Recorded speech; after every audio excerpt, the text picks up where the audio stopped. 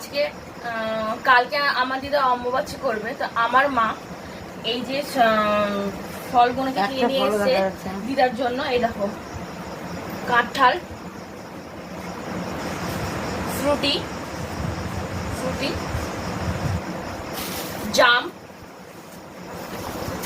শসা, আর শসা আছে, কলা, নারকেল, মিষ্টি, আর এইগুলো তোমার সব গোছ করবে। আরো শসা আছে, আর মধ্যে এই যে এগুলো আছে, আরো কলা, এটা কি জানো? বেদানা, আম, আরো শসা,